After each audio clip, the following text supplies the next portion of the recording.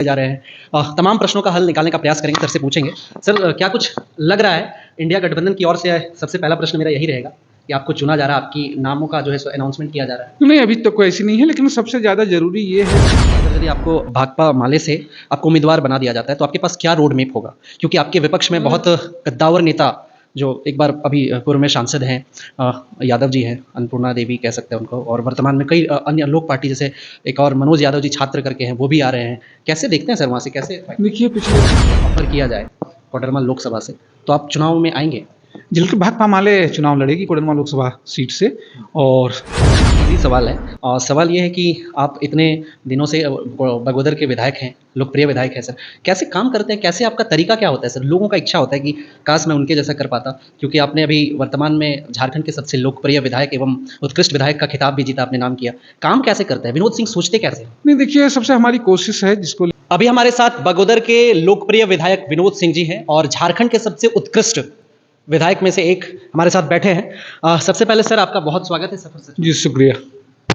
आज हम लोग प्रश्नों का सिलसिला सर एक दो थोड़ा सा पूछेंगे आपको लेकर के। कई प्रश्न इंडिया गठबंधन से जोड़े जा रहे हैं। तमाम प्रश्नों का हल निकालने का प्रयास करेंगे, सर से पूछेंगे।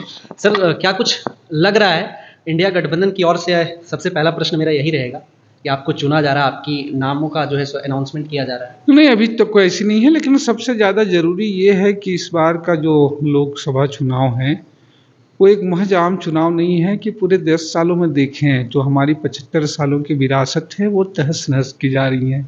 सत्ता का, पावर का आप बेजा इस्तेमाल कर रहे हैं। आज परिभाषा हो गई कि जो भारतीय जनता पार्टी के साथ है वो भ्रष्टाचार मुक्त है, और जो भाजपा के खिलाफ है वो भ्रष्टाचार युक्त है। एक ऐसी वॉशिंग मशीन हो गई है जहां लोग गड़बड़ करके, घोटाले करके अगर आप भाजपा में चले जाते हैं तो सारी फाइलें बंद हो जाती है। वो चाहे एनसीपी का छगन भुजबल का देखिए, वो चाहे अधिकारी का बंगाल में देखिए, वो चाहे असम के मुख्यमंत्री का देखिए, हर जगह देखिए, या झारखंड में आप देखिए कि कल तक मधु कोड़ा उनके लिए अछूत थे, सबसे भ्रष्ट मुख्यमंत्री थे। आज सारी चीज़ें हो गई है, और इसलिए जो लोग खिलाफ हैं उनके खिलाफ जो है ईडी सीबीआई इस्तेमाल किए जा रहे हैं, और जहां जांच में भी कोई चीज़ें नहीं मिल रही है तो फिर गिरफ्तारियां हो रही हैं, और ऐसी गिरफ्तारियां जिसमें कोई चार्जशीट तक पेश नहीं हो पा रही है। इसलिए ज़्यादा ज़रूरी है। पिछले 10 सालों में जो सरकार इस मुद्दे पे आई, बहुत हुई महंगाई की मार। अब की बार भाजपा सरकार, जो सरकार इस सवाल पे आई कि बहुत हुई बेरोजगारी की मार, अब की बार भाजपा सरकार वो सबसे ज़्यादा 10 सालों में देखिएगा छात्रों, युवाओं, आम लोगों के लिए परेशानी का सबब बना। महंगाई हो, बेरोजगारी हो, और इसलिए आज ज़रूरत है कि जब इस तरह से बेजा इस्तेमाल किए जा रहे हैं, खुद उनके ही राज्यपाल कह रहे हों कि भाई इस तरह के दबाव होते हैं, तो एक सार्वजनिक होकर के एक मंच बना करके लड़ाइयाँ लड़ी जाए, और आज जब वक्त इसी बात की। अच्छा सर, एक सवाल है सीधा सा, अगर यदि आपको ऑफर किया जाए कोडरमा लोकसभा से, तो आप चुनाव में आएंगे? जिनके भाकपा माले चुनाव लड़ेगी कोडरमा लोकसभा सीट से, और हम लोगों का जो दावा है, जो स्थितियां हैं कि भाकपा माले को गठबंधन होता है तो वो सीट से लड़ना चाहिए, मिलना चाहिए, क्योंकि भाकपा माले जब अकेले भी रही है कोडरमा लोकसभा सीटों से तो उसका परफॉर्मेंस बेहतर रहा है। प्रश्न उठता है सर, अगर यदि आपको भाकपा माले से आपको उम्मीदवार बना दिया जाता है, तो आपके पास क्या रोड मैप होगा? क्योंकि आपके विपक्ष में बहुत कद्दावर नेता जो एक बार अभी पूर्व में सांसद हैं, यादव जी हैं, अन्नपूर्णा देवी कह सकते हैं उनको, और वर्तमान में कई अन्य लोक पार्टी जैसे एक और मनोज यादव जी छात्र करके हैं, वो भी आ रहे हैं। कैसे देखते हैं सर वहाँ से कैसे? देखिए पिछले 10 सालों से 10 बार से ज़्यादा समय से कोडरमा जब से हुआ भारतीय जनता पार्टी के प्रतिनिधि जीते हैं, लेकिन कोडरमा और गिरिडीह जिला जो शैक्षणिक, देश के सबसे शैक्षणिक पिछड़े जिलों में गिरिडीह आता है, कोडरमा आता है। देश में सबसे ज़्यादा मजदूर जो पलायन करते हैं वो उन जिलों से आते हैं, लेकिन अगर आप देखें चाहे उनके सांसद रहे हों, चाहे मंत्री रहे हों, कोडरमा लोकसभा का, गिरिडीह का सवाल वो उनके एजेंडा में नहीं रहा है। चाहे प्रवासी श्रमिकों का हो, चाहे वहाँ अबरख के मायका मजदूरों का हो, चाहे वहाँ पत्थर खनन के मजदूरों के सवाल हों, ये सारी चीज़ें पीछे हुए, बल्कि कोडरमा की आवाज़ तक जो है वो मजबूती से नहीं रखी गई है। आप ज़रा देखें कि बम्बई में सबसे ज़्यादा लोग गिरिडीह जिले से, कोडरमा लोकसभा क्षेत्र से रहते हैं, लेकिन पिछले 10 सालों में अगर आप देखेंगे राज्य अलग होने के बाद से एक नई ट्रेन तक जो है धनबाद रूट से नहीं, यही मुंबई हो, सूरत हो, तमाम जगहों के लोगों पे है। मंत्री तक ठीक है एजुकेशन बने, लेकिन आप देख लीजिए हायर एजुकेशन में बाकी सारी चीज़ों में एक भी प्राथमिकताएं नहीं हुई। कहने के लिए तो गिरिडीह को कोडरमा लोकसभा क्षेत्र के हिस्से को आकांक्षी जिला घोषित किया गया, लेकिन उनकी आकांक्षाओं का गला घोटा गया। सबसे ज़्यादा आवास कटे प्रधानमंत्री आवास में जो है वो गिरिडीह जिले में 375 आज़ादी के 75 साल के बाद भी गिरिडीह जिले के जो है 375 से भी ज़्यादा गांव जो है सड़क से वो वंचित हैं, और वह भी तब उस समय बनी 2014 के बाद इसकी रफ्तार थम गई। तो ये सारे सवाल हैं, ये सारे मुद्दे हैं जो लोगों के लिए वहाँ मौजूद हैं। और माले लड़ती रही है और लोग माले के बारे में जानते हैं कि माले का अगर एक भी प्रतिनिधि होता है इस राज्य की विधानसभा में, महेंद्र सिंह से लेकर के अब तक देखे हैं, तो बखूबी जनता की आवाज़, सड़कों की आवाज़ सदन में गूंजती है। और आज कोडरमा में ज़रूरत है ऐसी ही आवाज़ की, ऐसे ही बुलंद आवाज़ को गूंजने की। सर एक सवाल है छात्रों से रिलेटेड, हालांकि हाँ राजनीतिक मौसम गरमाया हुआ है, लेकिन छात्रों का भी एक सवाल है। जेपीएससी में भी हुई धांधली को लेकर के लोग कयास लगा रहे कि ये धांधली हुआ है, चोरी हुआ है, इस तरह का अफवाह है या क्या है, वो तो अलग की बात है। मेरा एक प्रश्न कैसे सबसे बड़ी चीज़ है किसी चीज़ों की विश्वसनीयता। कोई एग्जाम परीक्षा है उसकी विश्वसनीयता नहीं रहेगी। सीजीएल में गड़बड़ियाँ हुई, सारी चीज़ें हुई, उसमें गिरफ्तारियाँ भी हुई है, गिरफ्तारी भी हो रही है, और उसमें तो हमने कहा उसमें भी त्वरित कार्रवाई हुई। और रही जांच और सीबीआई और उसकी मसला, तो हम लोग तो देखे हैं ना कि इस राज्य में जेपीएससी पहली और दूसरी परीक्षा कितनी गड़बड़ियां हुई, इसकी सीबीआई जांच भी चल रही इतने लंबे समय से, लेकिन उस सीबीआई जांच का क्या असर निकला।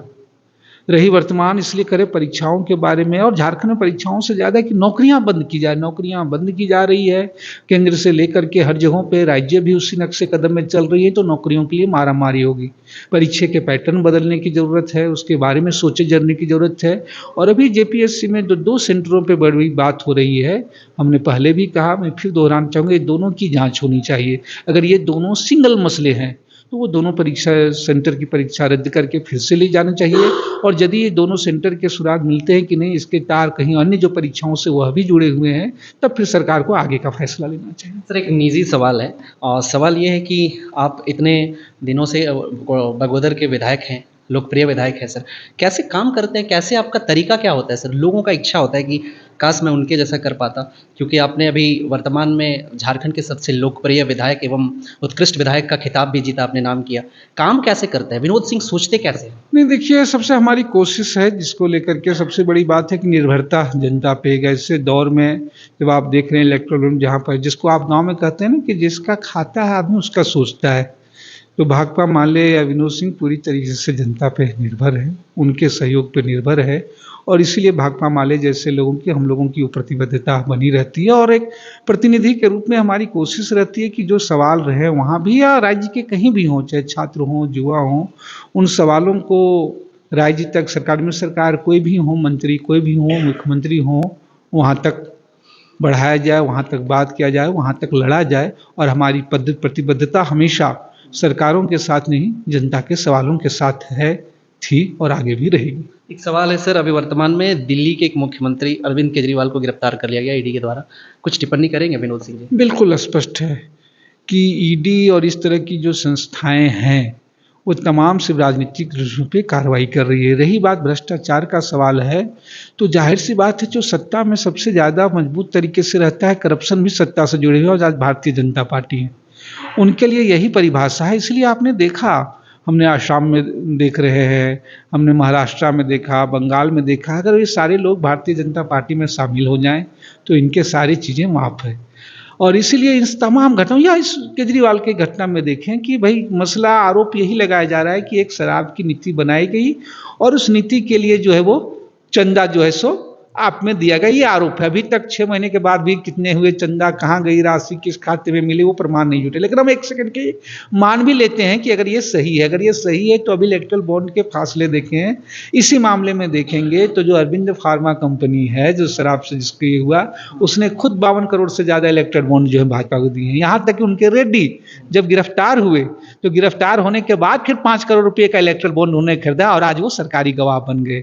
और अगर इस आधार पर होगा तो इलेक्टोरल के आधार पर देखिए, एक मेगा इंजीनियरिंग का मामला आप देख रहे हैं, तमाम ये जो सबसे ज़्यादा चंदे 6,000 करोड़ से ज़्यादा आए हुए हैं, वो नीतियाँ उनके लिए बनाई गई है। अपने उत्तराखंड में देखा, महाराष्ट्र में देखा, और वो सारे लोगों ने चंदा और राशियाँ इन दलों को दी है, भाजपा को दी है, और उस आधार पे कार्रवाई पे तो सबसे पहले आज उत्तराखंड से महाराष्ट्र से लेकर के दिल्ली तक भाजपा के मंत्रियों को, मुख्यमंत्रियों को, इनके नेताओं को जेल में जाना चाहिए।